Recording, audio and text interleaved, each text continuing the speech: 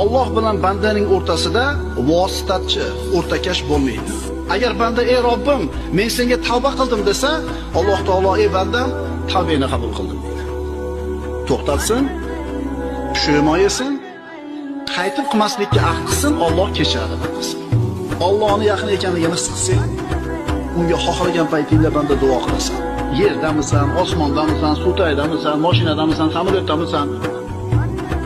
Shuning uchun kishi Allohni o'ziga yaqin ekanligini his qilayotganligi uni saodatli qiladi, xotirjam qiladi, sokin qiladi.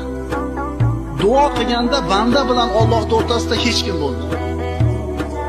Alloh aytayapti, men yaqinman. Duo qilsin, ijobat qilaman.